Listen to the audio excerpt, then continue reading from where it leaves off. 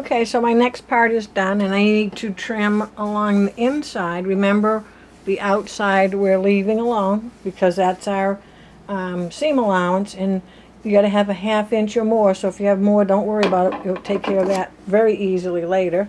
So I'm going to trim this little white off.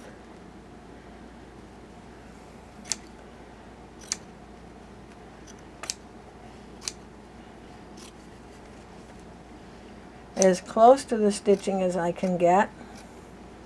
And again, the applique is when you lay them nice and flat, you don't run into the cutting more than you're supposed to off. And then I'm going to come out a little bit at the angle there. Then I got to do this side. So I'm just going to turn it. Remember, I find so many people, they start doing their scissors around. Just turn your hoop around and do it. If it's easier for you this way or this way, whichever is easier for you, just keep turning your hoop to the, oh, I got to turn, see, I'm going to turn mine all the way around, to whatever way is easiest for you. So I'm coming in at an angle at the beginning because I've got this seam allowance here.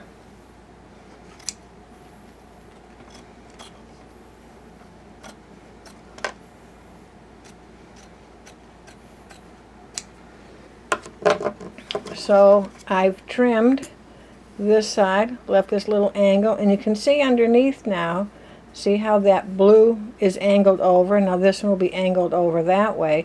If I cut them straight here, they're not going to meet, and it may affect how it looks when you stitch it together. And I've trimmed along this side, and again I've left this one with the angle. It looks like it's going in, but it's really coming out. It's the blue underneath showing through. And I'm going to put my hoop back on.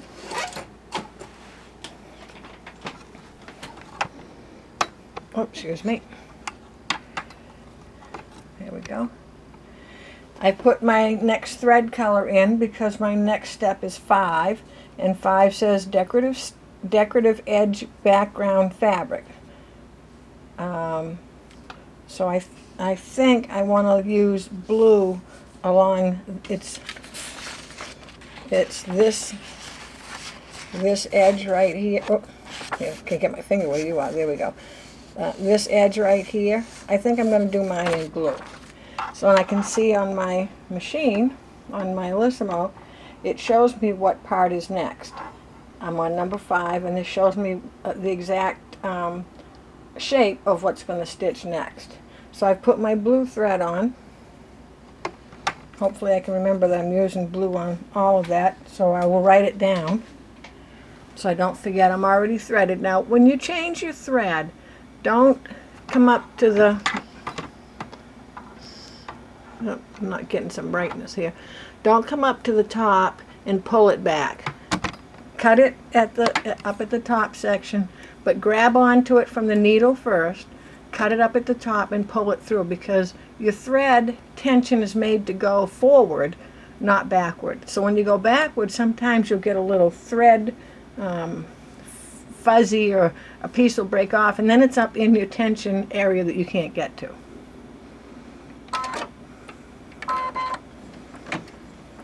So we're all set to go, and it's going to just stitch along this side and then up the top. And I'm going to make sure that I write down that I used the blue on this part, so I remember to do it. Oh, I got a piece of fabric jumping around. My luck, it will sew in with the rest of it. So I just have to remember to write this down so that on each section I do the right thing. So I can go through on my little sheets that I printed out, and I can put down decorative edge for background fabric is blue in each place that it calls for it, or I can just have one main sheet. So whichever way works for you. If you think you might forget, then just take a pencil and write it down where you changed it, or made that blue if it's not easily recognizable for you, or that you may not remember it. I wouldn't remember it, so I have to write it down. So we'll get this section done, and then we'll come back. Okay, so now we've got our stitching along here. I kind of like that blue. So the next one, we're on number 6, is placement line for mitten fabric. Well, my mitten is going to be this purple, so I've changed to purple thread. Oh, I haven't threaded my needle though. And now it's going to do my placement stitch so I know where the piece of the mitten is going to go.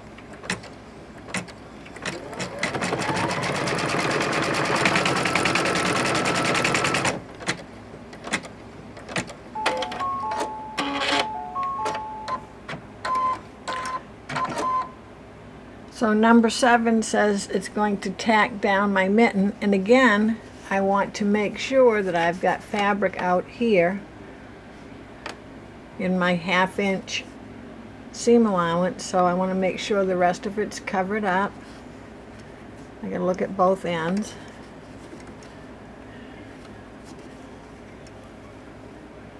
Make sure that I have plenty here, which I do.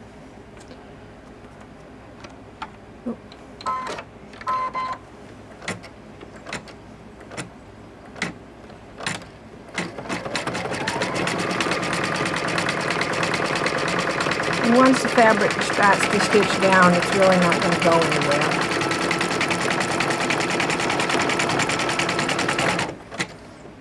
And I'm using purple, so I know you really can't see where the purple is, the stitching is. So I've got to take this off. So let me move back.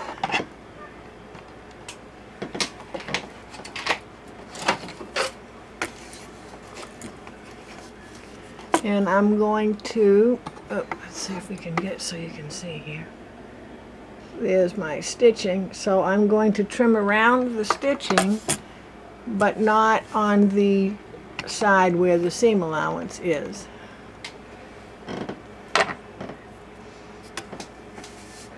So my seam allowance is out here.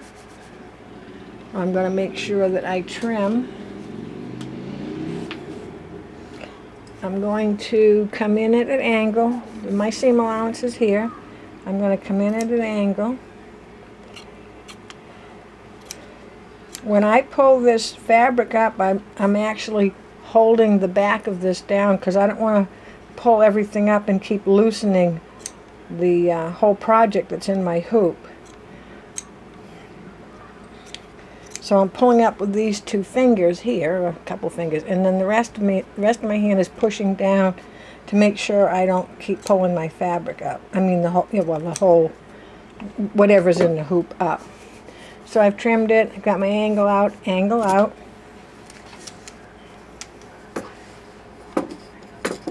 I'm going to re-hoop.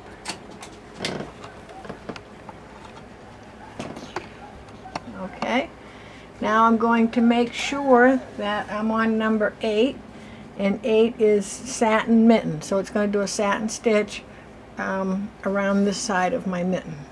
So I'm still using the purple, and it's a little darker, so I'm not positive you're going to see it. Really the hardest part of this project is, picking out your colors, picking out your fabrics. Because sometimes you really want to go different from what the picture is, and you're not sure. So I generally say if I pick some of my favorite colors, then everything will turn out all right, or at least I'll like it. And the other thing is to make sure that every time you trim, you leave whatever's out in this area around your seam allowance. Just make sure you don't trim that. Well, this is doing a pretty big satin stitch, so let me see if I can get in there closer that you can see that.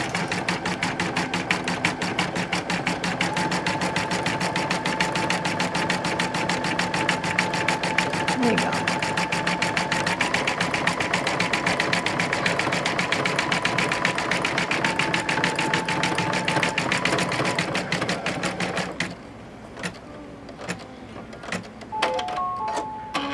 So I'm on my last one, number 9, and it's the lettering, so I know I have to have, I'm doing my lettering green, just like the picture, a different shade of green than they have.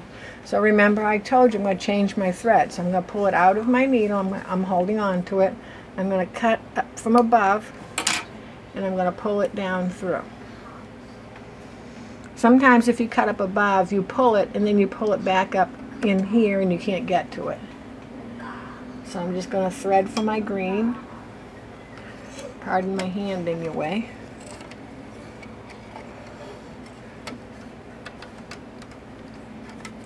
Oh. And then thread my needle. And again, I can see on my screen that this is the part I'm doing now. That's my last color. And I don't always go by what's here because every time your machine stops, it has to have a different color, and you might not necessarily need a different color because it's your placement stitches. I know I'm on number 9, which is my last one, and I can follow that with my number 9 on my chart.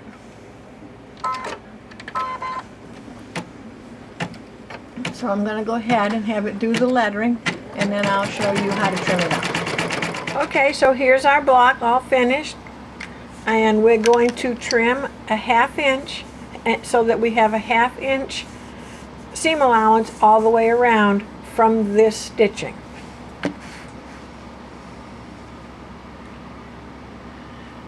So I'm placing my 1/2 inch mark on my ruler.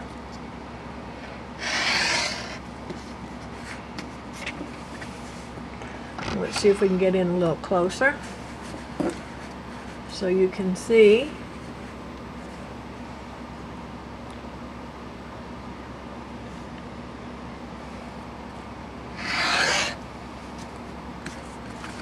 Let me try one. Oh, for Pete's sakes. Let me try one in this direction, see if you can see that a little better. Oh, I'm getting the glare of the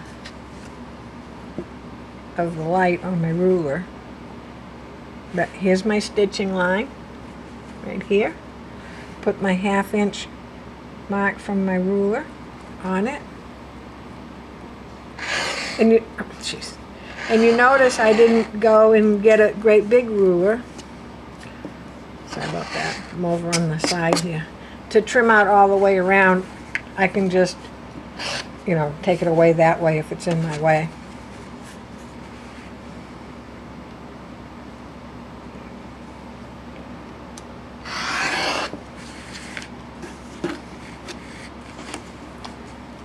And here we have block number 1.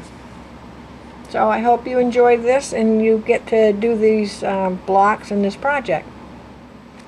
I will record a couple more of the blocks, plus there's some holly leaves that have to be made on some water soluble, and then I will do a video on putting this together. So hopefully in the meantime you get a few blocks done.